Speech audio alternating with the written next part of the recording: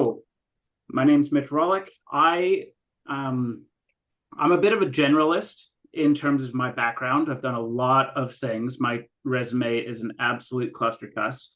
But I'm regeneratively minded. So I've coined the term regeneralist, and I'm a farmer. I'm an earth system scientist. I'm a geospatial data analyst. I'm a software developer and more. And how I approach a lot of these things is inspired in part by this book. And if you haven't read this book, I highly recommend it. It's such an amazing book on kind of the problems that we're getting ourselves into, that we're all, I imagine, here for. And that book is One Straw Revolution. And this is one of my favorite quotes from that book. And so one may ask why this truth regarding natural farming has not spread. And I think that one of the reasons is that the world has become so specialized that it has become impossible for people to grasp anything in its entirety. And for me, when we come to permaculture designs, it's really having this holistic view and interpretation and context and appreciating that and how that feeds into a whole systems thinking on how to develop a project. And so my background is in earth system science. I did my Bachelor of Science at the University of Victoria in Canada in earth system science. And this is pretty much what the whole degree was these very compartmentalized, siloed subjects that weren't really talking to one another. I was really passionate about sustainability. And I knew that a big part of that was food and farming, but none of this was really talking to one another. And I found myself hungry for more. I ended up just cleaning toilets at the end of my undergrad, albeit in a very beautiful place in Lake Louise campground in Banff National Park, which was awesome, but I was still cleaning shitters. And so I wanted to do something else. I ended up moving to New Zealand to do my master's in applied meteorology, which is essentially just meteorological data science. And even that was worse because there wasn't much linkage to food and farming. Like my master's was on frost prediction for vineyards, but still it was not exactly, how to grow better potatoes. And so I left my conventional education, so to say, with an okay understanding of all the problems in the world. But then here is a real life gif of me with my degree at the end being like, well, what the hell am I supposed to do now? Like there's just problems everywhere. This doesn't make any sense. And so when I took a look at all of my work experience, and this is essentially like my generalist background, it was just like all over the freaking place. And then I tried to combine that with my interests and skills and hobbies. All of a sudden, I was just like, well, what am I going to do with my life here? None of this makes any sense.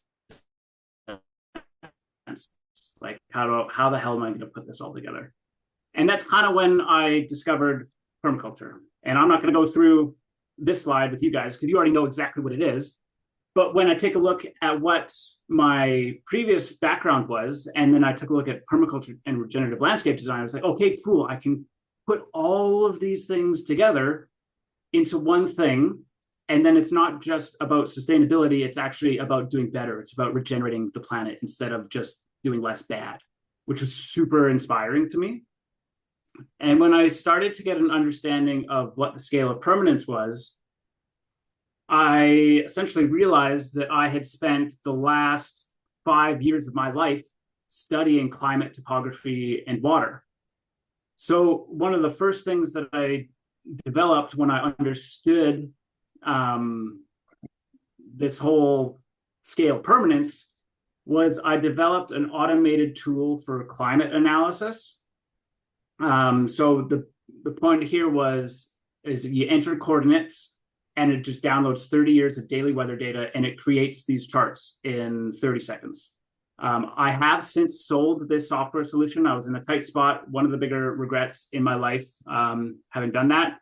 That being said, in June, my non-compete is over for that. So I will be working on that again in the future. And I'm really, really excited about that because I already have lots of ideas on how that can be better. But in the interim, I have something already I've been working on, which is what I'm going to show you guys a little bit more in depth later, which is an automated terrain analysis software package. So I take a digital elevation model, ideally derived from LIDAR, but I can do drones as well. And I just plug it through. LIDAR? Pardon me, sorry? You said preferably derived from LIDAR? Yeah, so LIDAR is light detection and ranging. It's a remote sensing technique where it's very, very high resolution. And so the grid cells are about a meter squared. And then what's really awesome about it is that because it's from a laser, it can actually penetrate through tree canopies and pick up on the ground surface. So we're dealing with the actual ground surface here rather than tree canopies. And so that gives way more accurate representation for contours and how water flows and whatnot. So I'm going to be showing you guys that in just a little bit here. But on top of that, what I'm also doing is stewarding some land myself. So my girlfriend and I, we are working on 23.5 acres in central Alberta, Canada. It's very cold. It's very wintry already. Summers are quite intense. Our farm's name is called Moose's Groovy Grove, named after our dog, Moose. And we've got a very large garden. We grow all our own produce. We've got a dairy cow, 30 plus chickens that we're doing rotational grazing with in the understory of our orchard systems. And we have a lot of fun doing it. We grow mushrooms, garlic, all sorts of fun stuff. Those oyster mushrooms were grown in our mushroom garden on the north side of our house. Here's a little bit more on this year. These pictures are from this year, some onions and our garden and our potato haul. And some more of our systems. Here we have, I'm working on a rain garden on the west side of the house that feeds into a food forest with lots of swales in it. And then our market garden there on the left. And thanks for listening to that. And if you have any questions in the interim, I'll get my mapping stuff loaded up, which is just going to take a couple minutes. So happy to take any questions in the interim there. Wow, Mitch, thanks for sharing. Amazing. Yeah. Go ahead. Thanks, Justin. I was just going to say, how did you manage to get your farm land? We're in the middle of nowhere, very low income area. And so it was super cheap, like middle of nowhere. And that has posed a lot of challenges actually, because we're kind of at this awkward phase where we're growing enough for us, but too much, but nobody around us wants to buy organic vegetables. So we have a problem where it's like, okay, our chickens are getting way too much good food. Or we're giving it away for free to our friends and family who come and visit. But we're not making enough money. And maybe that's just, not the play here. It's just like, okay, it's more of a homesteading thing than a farming business. Yeah, that's an interesting balance to find. Because Yeah. we have the opposite situation right now because we're in, well, the very, very, very, very populated south of England. Yeah. So you're hard pressed to find a scrap of land that's not already been nabbed. Yeah. Yeah. We're about an hour and a half from the closest city. And so there's challenges to that, but it's also super awesome. Like we love it. Is there like a community feeling where you are with your neighbors and everything? It's amazing. And we're very, very lucky that so many people around us are trying to do similar things. And in the same vein, it's like most people can't afford the vegetables, and then everybody else is just growing all their own food. So it's but that's awesome because we have a lot of trading going on, and what we don't produce here, chances are our neighbor is producing. So for example, we have 30 laying hens, 30 plus laying hens, but our neighbors, they do meat birds. So we can go over there and source really good meat and pork. And it's in that way, it's so much more collaborative, and everyone's involved in everything, and everyone's got each other's backs. And if you need help, people show up. Yeah, sounds amazing. I have one more question, which is who did the design for your little farm map? We hired an illustrator. His name is Jake Foreman.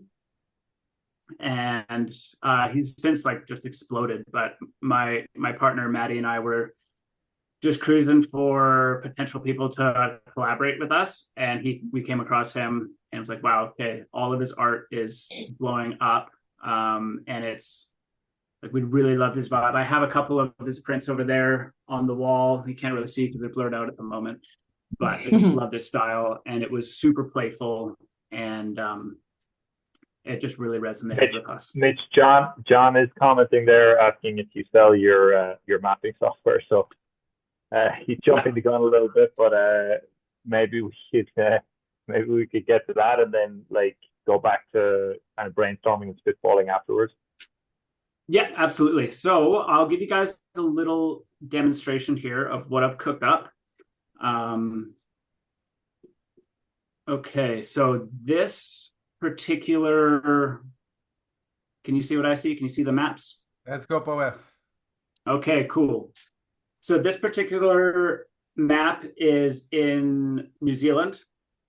I might be doing a consulting project on here for a family friend. And again, all I need for this is one digital elevation model, which I've gone pretty good at sourcing. And then this comes out in about 30 seconds. So I've automated the entire thing to be super slick, super easy. So right off the bat, we have elevations. We have the maximum elevation, the minimum elevation, with some statistics in there as well. Information on what that maximum elevation is, the minimum, the average, and standard deviation, with a classification on that landscape based on that standard deviation. So that changes based on how topographically variable that area of interest actually is. We have hill shade. So this is just a 3D representation of what's on the landscape. And this is where LIDAR really comes in handy, because it's such fine resolution that you can really see the landscape in there. And we have a similar layer, but with the elevation color gate on there. And what I really like about having this in Google Earth Pro is it hugs the landscape, so you can kind of see what's going on there, and zoom in, zoom out as much as you want. I could put a drone overlay photo on here, pretty easy. And there's contours. So we have 1 meter, 2 meters, 3 meters. The slope angle, so you have that in degrees and percentages. And I actually have a percentage breakdown of how much of that area is in each slope classification, with a little bit more information on some considerations that permaculture designers need to take dealing with those kinds of landscapes. We have the slope aspect, so which way the slope is facing. In the southern hemisphere, the warmer colors are on the north-facing slopes. And then in the northern hemisphere, all of the warmer colors are on the south-facing slopes. So that's why in this instance, red is the northwest-facing slopes, because this is in the southern hemisphere. We have a percentage breakdown of how much of that land area is actually facing a particular direction. And then this is where my favorite parts come in. So this is called the topographic wetness index, and I'm going to be adding many more layers onto this. So the topographic wetness index basically just shows where on this property / area of interest does water actually want to stagnate or pool? In these really dark spots right here and here, there are actual depressions in the landscape that would hold water. And in these areas where it's a little bit darker, it's actually a little bit more of a different situation, which I'll get into in just 1 second here. But because this map layer kind of takes up the whole thing, you can't really see, relatively speaking, what's going on. I've added the 95th percentile. So this is the top 5% of those values where water really wants to just hang out and stay, the 92.5 percentile and the 90th percentile. Is that reading it from the land, or is it predicting it from slope? It's kind of a little bit of both. So it's taking the slope and then it's like, okay, is this going to be a bowl? What's the water doing relative? Because water is always going to go perpendicular to contour. How will water accumulate, if at all, in that particular instance? So in this case, at that 95th percentile, if we take a look at the slope, it's where it's really flat. So there's not sufficient drainage there. And so it doesn't want to go down. So one of the considerations for a design here would be, okay, like how can, I mean, this is the highest spot, but there's no drainage. How can we passively take that drainage and play pinball with it down this property, especially when we have this big erosion gully right here, which we don't want to make bigger. And then we have a flow accumulation layer. So this basically just shows how water actually wants to traverse that landscape, where the darker shades of blue there are where water's really coming together and converging. But similarly to that other layer, in the sense that it was kind of taking up the whole map, I wanted to be able to see what was relatively going on there, to see what else is actually going around there. So you have micro drainage features, and this is a less complicated flow accumulation algorithm to get these lines in here. Nothing in nature has straight lines, but because this is more like sheet flow, it just like, you know, there's not so much a valley or convergence for that water to go down to. It's being represented as these straight lines right here, except where there's actually divots and whatnot in there. So we have micro drainage features, minor drainage channels, intermediate drainage channels, and more so these major drainage channels on there. And that's what I have right now. I'm going to be working on several different layers, including a premium, like a market garden finder. So just considering a gentle slope and south-facing aspect, and a topographic dryness index too. And that's basically just kind of scraping the surface of the tip of the iceberg. So there's a lot of work to be done here. And I'm really excited about that project and to be able to share that with you guys. And I guess before I get into more of it, I'll take any questions that you may have regarding the mapping stuff. I was gonna say, well done, man. That software is awesome. Good job. Thanks, Justin. Yeah, unbelievable. Hats off to you. Really amazing work you're doing. Wow. Thank you. What is it you need to start with? You said all I need is a digital elevation model, which is essentially grid cells that represent elevation, and that's it. I can readily get those quite easily for most of the United States, some of Canada. There are other places in Europe and New Zealand and Australia that I have familiarity with in acquiring those. You don't need anyone to go to the site. You can get it from data that's already out there. Yeah, I can do it from the middle of nowhere, central Alberta. Wow. Unreal.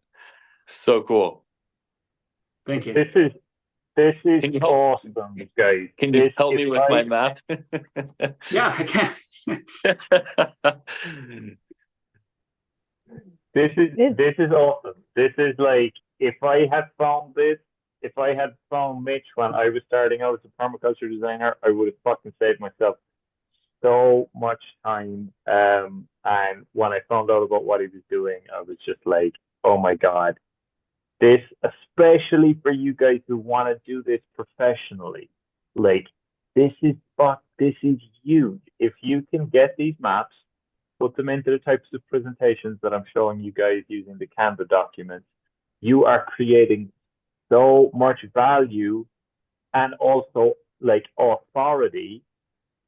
And then you also, if I see one of these maps and I show it to, you know, people in my network, or even I just look at myself, this expedites the process like massively. So just well done, Mitch. Like, I'm really, really impressed with what you've done. Mitch, I got a question. So I don't know if this is on your task list to do. Have you thought about implementing some sort of software like, hey, if we did a swale or terrace here, how that would impact the water? And so you could we can show our clients like, well, I do this and this is how your water is going to move now. Yeah, and I think that's the next kind of phase of this is, well, okay, this is a good design aid, but how can we actually model hydrological flows based on configuring that digital elevation model? And so I think that it should be possible, and that would require more of a collaborative approach, where it's like, okay, you have your design and you have these, say, paths or some sort of system in Google Earth Pro that you can send to me and color coded and it's organized and neat, where I can take what you've identified as a swale and then put that into another like QGIS, which is a free and open source GIS platform. And then I can configure the digital elevation model to like, okay, take that and minus 1 meter out of the digital elevation model in that spot, and then rerun the program. And I wanted to see how that would actually work in an area where that's already been done. And so I actually ran it on Zaytuna Farm on Jeff Lawton's property, and it worked. So you can see the swales in here. This is going to be my first YouTube video once I get to it, is actually showcasing like how these actually work. We can see where all the ponds are, and in some instances, all of the linkages of the swales. It's more evident in the hillshade layer, and in some cases in here you can see where those swales are. They're a little bit darker, and so that would just be, yeah, to answer the question shortly, more of a collaborative approach to getting that done. And well, maybe not related, Mitch. I think it is. I mean, the thing to understand with this is like it's such a precise technology that when it comes to planning out your earthworks, this is huge. Like, so a lot of the time, what your concern when you're digging ponds and creating swales is like, well, how much water is like are these things going to have to be able to handle? And what you can do here is you can extrapolate how much rain is falling in a year, what a severe weather event looks like, what the square meterage of the watershed is, and then you can calculate how many cubic meters are going to fall in it, and therefore what size your swales need to be, or you know how to set up overflows, etc., right, Mitch? And that's again where a collaborative effort is hugely valuable, and this is exactly the vision I have with this community is, you know, different members are going to specialize in different things. And if we all do our own piece of this, then we can like enhance our impact. Mm-hmm. Yeah, that's a great point. And one of the layers that I'd like to add in the future is actually, so we have those drainage features, but I'd like to have another layer that delineates the actual like watershed at a property scale for that particular drainage, and then to be able to like auto calculate exactly the square meters of that. And once June comes around, I'll be able to actually incorporate some climate data into here, like, okay, what's have those talk to one another, which will be super fun.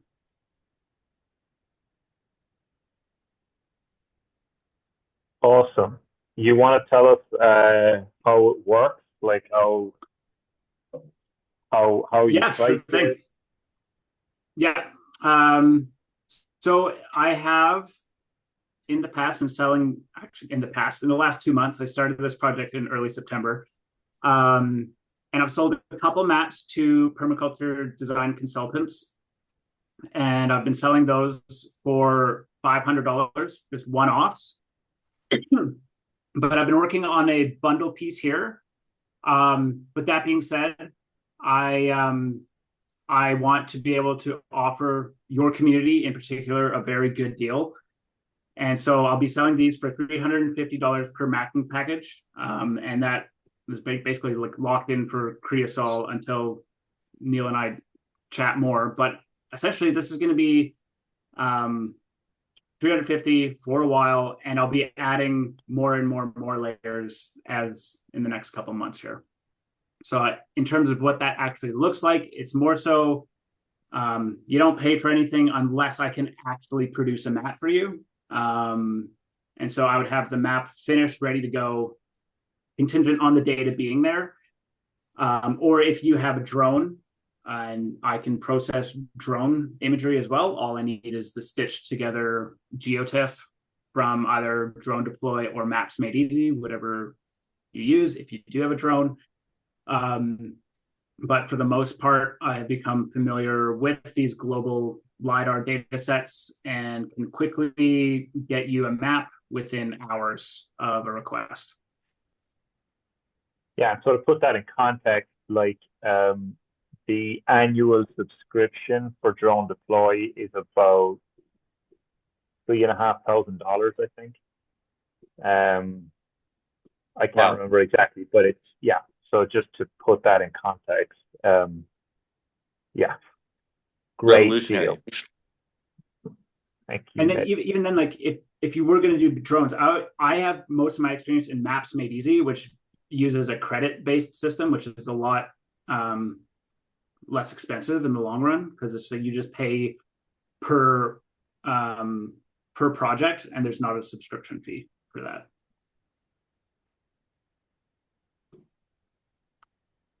Hey, John, I see you have your hand up. Yeah. So if there's like existing house and other features on the property, would they all be indicated as well? So that's the good thing about LIDAR. In some cases, I can find, so there's two different data types that I can kind of plug into this software.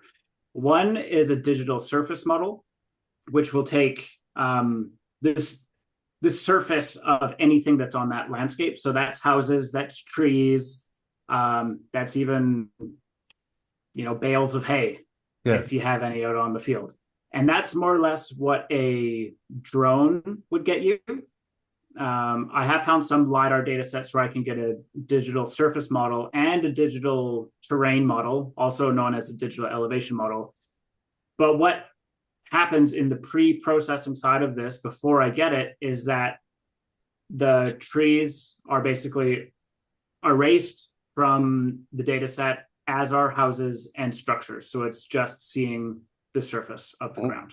That's all, just then we would at least have the footprint of the structure. That's what I need to know. And because in our designs, we'd always kind of backwards way, but it worked for us to have the elevation of the front door 0 and everything relative to that. But it doesn't matter. We can do anything be, Yeah, and I saw some screenshots of Google Earth Pro. So I think you guys are pretty familiar with Google Earth Pro and some of the tools in there. So it's just with that, I'd say using the polygon tool and then delineating where that house is, and then changing it to relative to ground, adding some walls, and then you have this 3D thing that's literally popping out of the map, right? And having the rest of it as just the ground. Great. Amazing. Anyone else have any other questions? Yeah, I guess so. For this $350 package, like, is there a term? Or like, does that get you like 1 year, or is there a certain number of projects? Or I guess I'm just curious to learn a little bit more about that part. Yeah, you bet. So I initially structured the map bundles, so it's basically volume-based discount. So if you were to say buy 15 maps, you'd get 30% off. But for this community, I am offering basically one map at that 15 map bundle price. So how I'd usually go to a consultant or a group of consultants in some cases would be, okay, you buy 15 maps up front.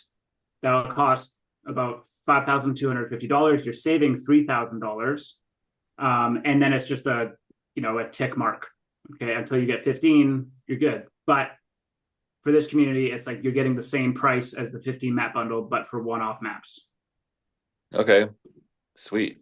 Which is like, if you think about it, Brian, it's like that means you get to,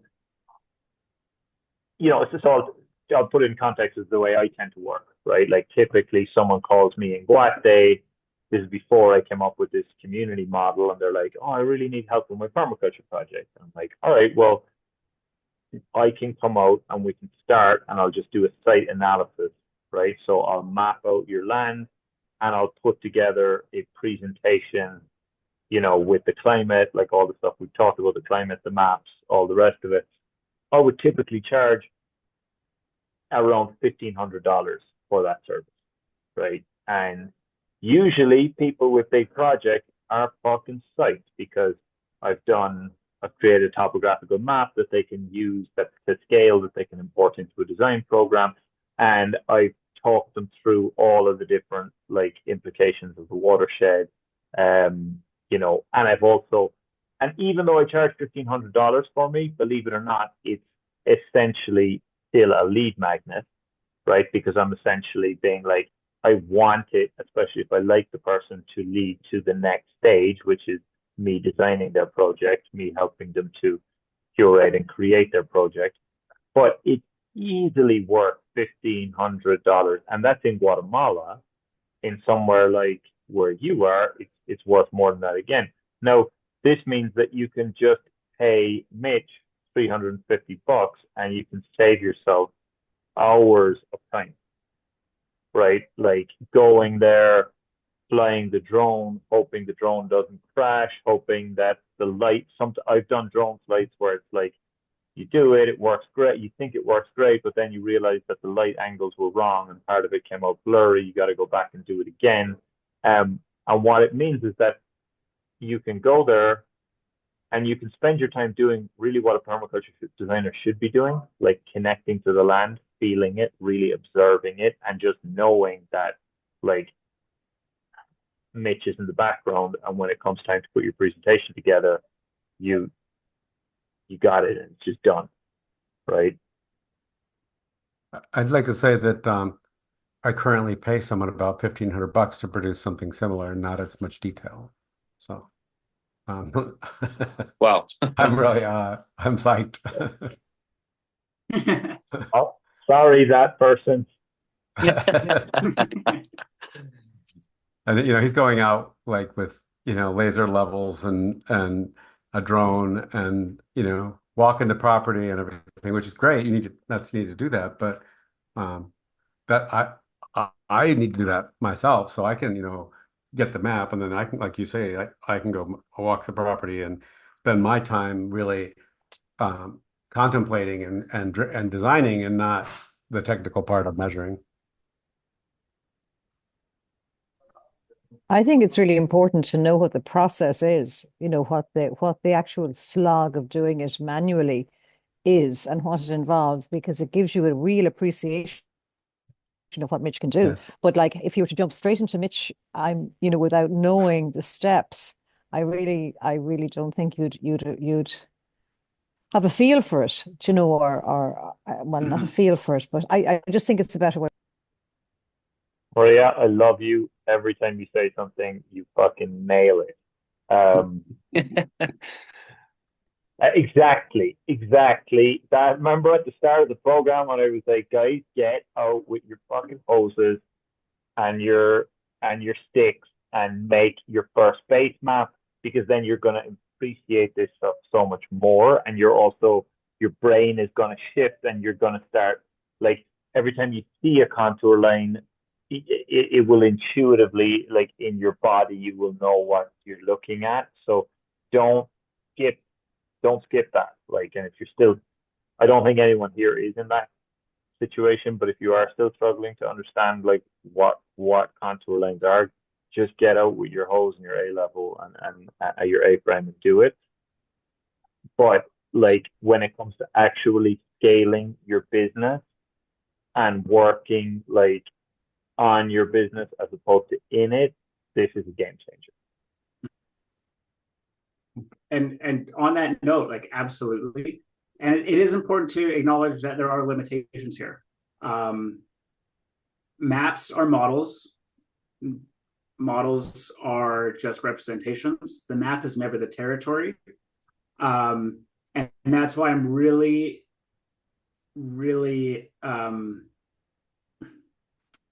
it's very important that I only put in the best quality data that I can find into this, is because garbage in is garbage out. And so I am really uncomfortable even with anything that's less than LIDAR, because that is such accurate data that it's okay, that's actually valuable. But anything less than that is it's not fair, That being said, like I use this tool on my own property for a lot of ideating, and like when I go to sleep at night, what I'm visualizing is the contour maps. It's like, okay, how can I make this work with this, and how can I basically build a cascading system in a food forest for my overflow of my rainwater tank. But then when I go to do that, it's as Neil was saying, it's you get out there with your A-frame and you connect the dots. But for me, it's like the contours, that's where the ideas happen. And then when you get out there, that's where it's like, okay, we need to implement. And you can't just do that on your Google Earth Pro on your phone and like following that contour line with the sawdust and marking those contours. It's like you got to get out there and use the appropriate tools.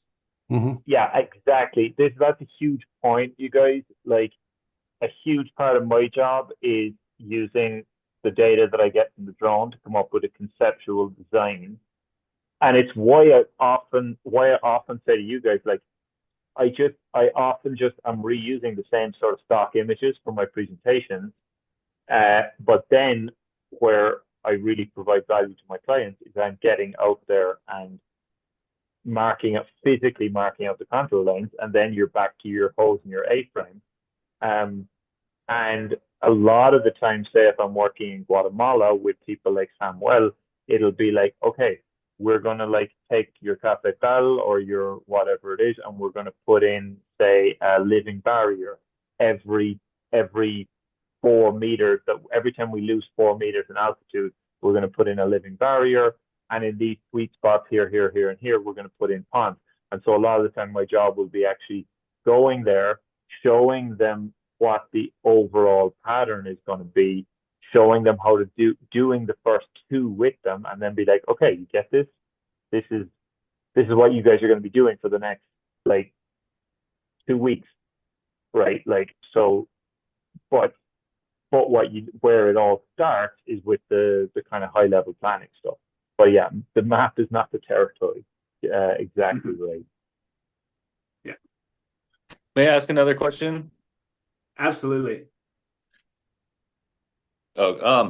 So like, what about turnaround time? Like, I would imagine that this is going to become something where you're going to have a lot of work, and like, are you already in a situation where you have like, like a waiting list, or like, I'm thinking, okay, if I can drum up a bunch of projects, like how I'm trying to just kind of look in the crystal ball and see how that part would work with turnaround. Yeah, absolutely. So that is something that I've most certainly thought about. At this particular time, there is no backlog. It's the only backlog that I'm facing right now is just content creation because I'm trying to market, which is super fun and trying to figure that out. But it's to answer your question, no backlog right now. I hope there is one day. And I do have a plan to mitigate that backlog, and that is just more automations. So that would be purchasing a license to some of this open topography stuff. So I don't have to go and find that data, whether it's like UK, New Zealand, Spain, whatever. Because I've spent the last like 4 years getting familiar with them. So I know like how to get them.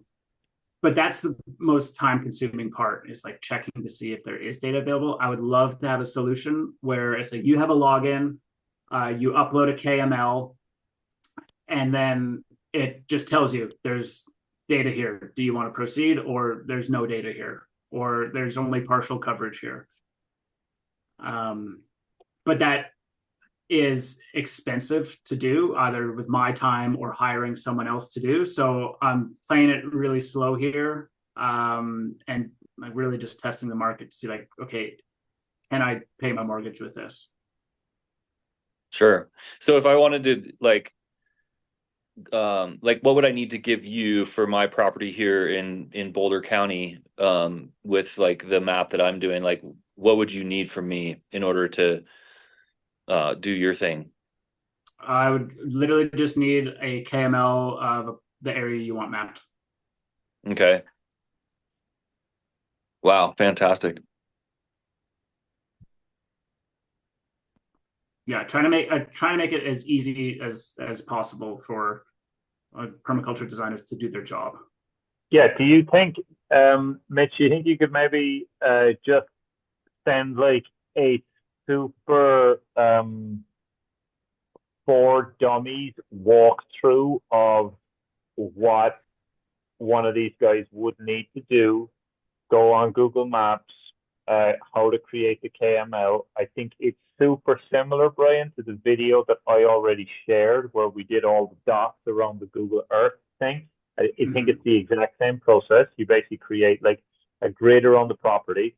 But I think that might be helpful, Mitch, in terms of just like making it as easy as possible. I'm really excited. I want to help you with your marketing as well, Mitch. I'm gonna take this, assuming it's okay. Some of your faces will appear in it, but I'm gonna take this recording and I'm gonna put it into my long to short form video maker, and I'm gonna put it out on our network. And I one thing I'm learning about business, and it's the law of reciprocity. The more we promote and lift up each other, the more that energy just comes back to us. And so, again, Mitch, I'm super impressed with what you're doing. I really want to support it.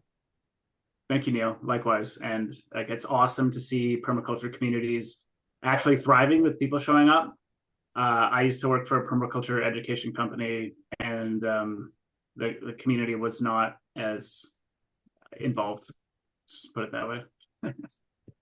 I've got a client who new potential client who called just over the weekend, and she's got 2 acres in just out in Encinitas, but it's in a neighborhood called Olivenhain, which is really super deluxe, really large property. She's got 2 acres and a front yard with a slope. She wants to do like she's interested in what, I told her about permaculture class and all the things we're talking about. She's like, oh, that sounds so exciting. Oh my God, I can't wait to meet you. Nice. And so in that case, when it's a smaller property like that, what I'll actually do is I'll do just that property and then the surrounding property, like neighborhood, basically, because it's really important to like, okay, well, it's one thing to have just that, suburban lot. But it's like, okay, well, where's the water coming in to that suburban lot from? So that's what I'll also be incorporating into those. And that's not an extra charge. That's just part of it. Okay, I'm going to jump in here. I'd love to get a project update, and maybe we can keep Mitch on the line because he's got so much experience in earthworks. Who's ready to share? Lindsay, the project you were working on is super interesting you want to share? Because actually, also, I would love to get Mitch's and Justin's eyes on this as well. Cool. I do have another meeting in 15 minutes. Just a heads up, so I'll have to leave then. But I'm looking forward to seeing what you guys have worked on. I was going to say it's like a little bit of a side project, just something I'm working on personally. So maybe it's something we can just talk about next class. Because I can clean it up and make it like super short, but I certainly would have some questions for Mitch about it. And I appreciate the last thing you said about dealing with like a smaller area and then zooming out to the watershed, because that's exactly what I want to look at. That's definitely what I want to look at with you. So I think I'd rather, just because there's a little bit to explain, I think maybe next call we could go over that project. If that's okay with everyone. That's totally fine if you don't feel like going. Let me see who does have a project update. Kike, how are you doing with your one? I haven't done much since last week. I've been trying to just make it look nicer on Canva, and trying to get a few more pictures and videos, but yeah, that's as much as I've been doing these days.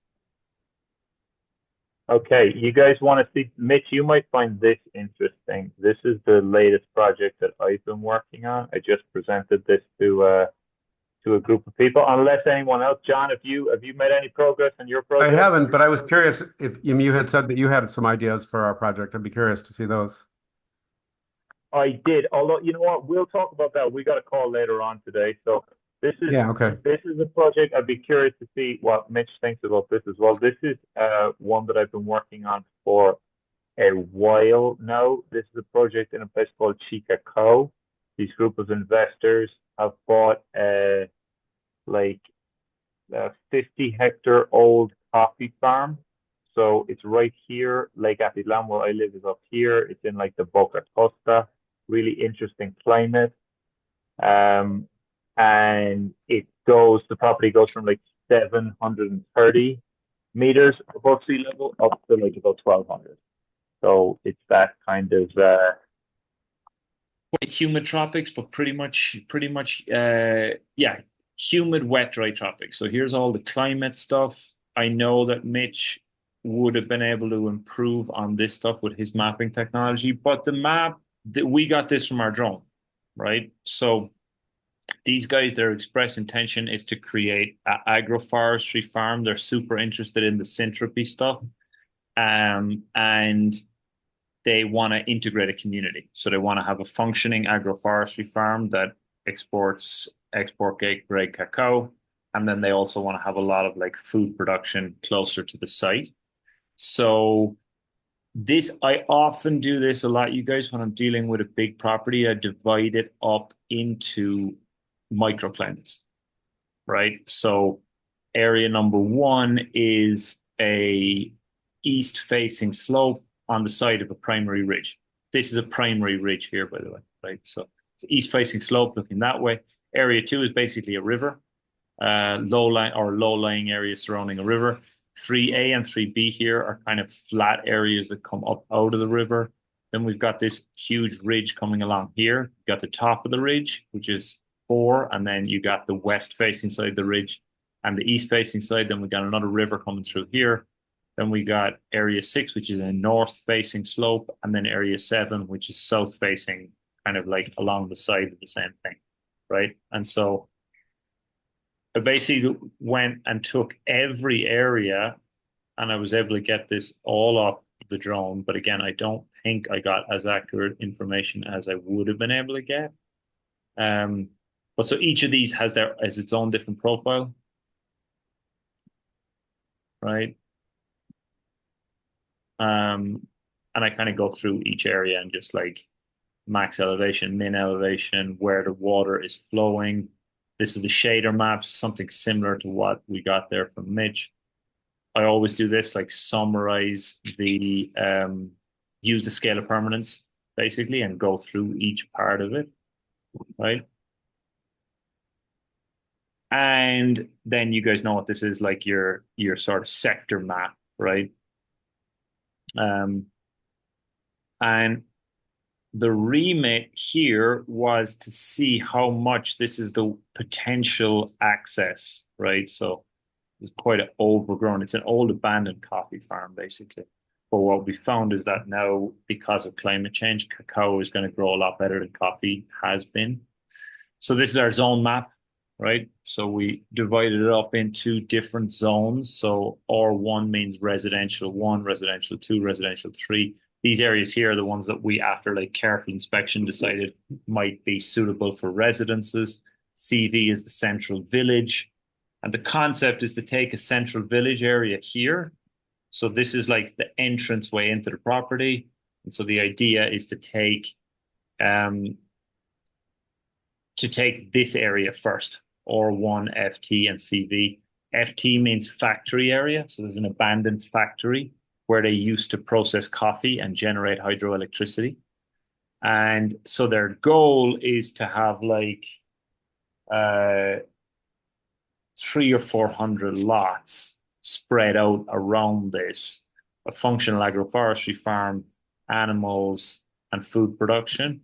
And what they want to start with is a kind of a central village here. So an area that has a school, a gym, a co-working place, a social area, stores, sports center, restaurant, all that kind of stuff, right? And this is often what I do when I'm in, and I won't go too much into details here, but this is often what I do is I take stock images. So these are some bamboo tiny houses that my wife and I designed with another architect friend of ours.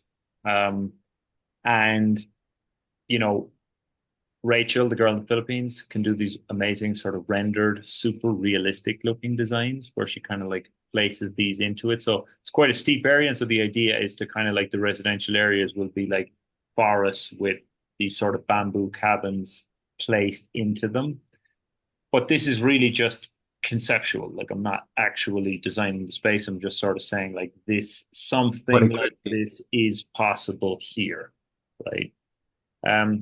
This is the way that when I'm approaching steep land that I like to come at it, right? Because it's this steep land, a lot of it's kind of forested, a lot of it's kind of difficult. And so really what I've learned from these types of projects is the access ways. So creating access ways that double up as drainage. And just like John said, creating access ways where they're sturdy and strong, but also permeable. And you can have your drainage pipes in them. That means that you can do the majority of your landscaping and your edible sort of stuff along the edge of the pathways. And you can kind of stagger the houses off the pathways. And that means you can leave most of the rest of these kind of steep areas under trees, right? And so that's roughly speaking, the concept is to take these kind of paths, put them more or less on contour and kind of like organize our properties in that way. These are some videos of the map. Again, to produce these maps took me so goddamn long. And yeah, then like I say, I just have a lot of stock images that you guys would have seen already from a lot of the presentations, but I'm just dotting them in there so that these investors understand what it is we're doing. This is how I want to do the paths, a lot of bamboo. A lot of what you're selling at this point is emotion and the dream of it all, you know? Exactly. And a lot of what I'm trying to show the investors is that we have the team, we're taking all of the things into consideration that we need to take into consideration, and that they're buying into a dream and an idea, basically, right? So that's just a little update of what I've been working on. And I mean, yeah, this is like a 50 or 60 page document, but yeah, I tend to, like I say, reuse a lot of images here. So I think we would have looked at this in another lecture. this idea of creating permeable walkways that have drainage and irrigation pipes sort of placed into them. And then that allows you to take steep, not very or difficult to develop areas and do the majority of your landscaping along the edges of the paths. That's what we also talked about a lot about Maria and Scarlett and Gregor's project, where it's like, it's steep. A lot of it, you might just want it to be under trees, but by really focusing in on where people are moving, you can like, you know, it's a real leverage point there essentially, right? So, yeah, that's just something I kind of wanted Mitch to see that as well. So you kind of see like where we're at, and I'm sure you could improve on that a lot. Non-collectible status, meaning you will not have to pay back. Oh, yeah. All right, we're kind of getting to the end here. Any last questions or comments?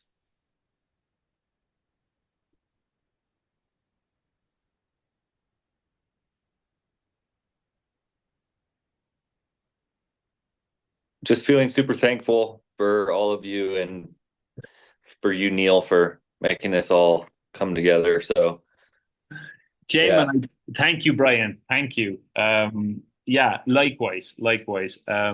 I'm super, yeah, I keep getting more and more excited about this stuff. Jamin, we didn't hear from you at all. How are you doing? What's up, everybody? I'm doing all right. Not too much has passed, or not too much progress has been made on the space. Yeah, no crazy updates. Okay. Still All right. working on the template. You're still working on your template. Yeah, I really want people, that's anyone who's feeling grateful, you'd be doing me a huge favor by really just leaning into your designs for these last couple of weeks. I'd really love to see some of these concepts land. And yeah, well, we're quite spread out around the world, but there is this thing about Los Angeles. You're there. It's so goddamn dry. It's the cultural center of the world. And so we have a call scheduled with Iman, who is really excited to help draw your project. So I think that's something really exciting to work on. Justin, the project that we're going to be designing together is beyond exciting to me, and possibly will represent a place to try out Mitch's technology. But yeah, if that's it, if there's no other questions or comments. Can I just say one thing, Neil? Yes, Maria, please. I'm not going to be able to be there next week because I have a big meeting on. But I just want to say that we've decided, you know, Scarlett and Gregor and Lindsay and I are going to, you know, all work together to try and, you know, put a thing together, I think. That's what we talked about yesterday. But I know I'm not going to be able to keep attending every week sort of from now on, really. But I'd like to be able to, you know, if there's anything that I can offer at any point, I'm not pulling out completely, but I'm just saying I won't be there next week, and I don't know how long the initial group are meeting. And that's fine. It's on my list to talk to each of you one-on-one anyway, because we are coming up to the end of our 3 months since we started, and there's new people joining now. So, I would love to keep you involved in whatever way you can. And your artwork is such a amazing, I think, potential. Yeah, Maria's drawings have been a credit to our design process so far. So anybody that needs detail work doing by a fantastic artist.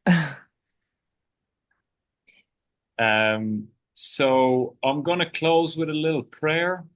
If everyone wants to close your eyes. So just take a deep breath. And I just want to thank everyone again for showing up to today. And I want to share something that came to me this week. We all have desires and wishes and dreams. But I want everyone to really focus now and in the coming days on the dream, the dream that you hold in your heart. And I want you to know that that dream, that deep desire that you hold in your heart, it is woven into a divine plan that you and none of us can possibly fully understand or grasp. And so my prayer is for each of us to connect on a daily basis, on a minute-to-minute basis, to that deep desire that we all have, and to trust that there is something bigger than all of us working through us. Amen. Peace, infinite blessings, and thank you to all of you for showing up and for doing this work. Have a good one.